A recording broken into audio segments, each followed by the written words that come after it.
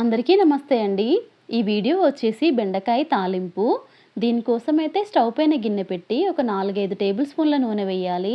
నూనె వేడెక్కిన తర్వాత పావు టీ స్పూన్ ఆవాలు, అర టీ స్పూన్ జీలకర్ర వేయాలి.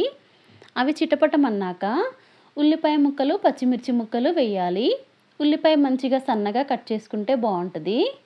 ఇంకా ఉల్లిపాయ సగం పైనే వేగిన తర్వాత కొంచెం కరివేపాకు, అలాగే కచ్చాపచ్చాగా దంచుకున్న కొన్ని చిన్నుల్లిపాయ రెబ్బలు వేసి ఇంకొక నిమిషం పాటు వేయించాలి.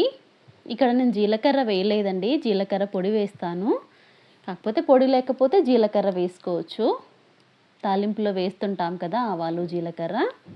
ఇంక ఇవన్నీ మంచిగా వేగిన తర్వాత ఒక అర టీ స్పూన్ పసుపు వేయాలి. పసుపు వేశాక మంచిగా కలిపేసి సన్నగా కట్ చేసిన బెండకాయ ముక్కలు వేయాలి.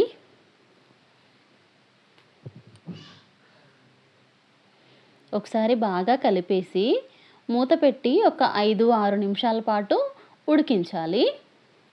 మధ్య మధ్యలో చెక్ చేసుకుంటూ ఉండాలి, లేదంటే అడుగంటిపోతాయి.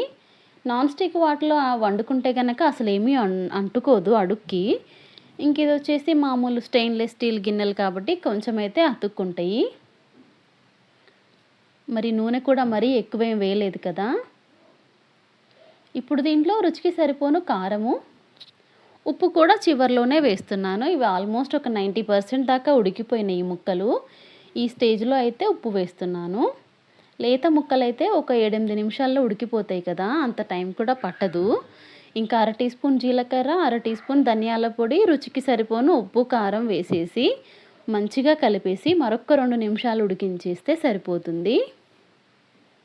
ఉప్పు చివర్లో వేసుకుంటే మనకి ముక్క అనేది తునగకుండా ఇట్లా చిదురవ్వకుండా ఉంటుంది బెండకాయ ఫ్రైలో ఎప్పుడైనా.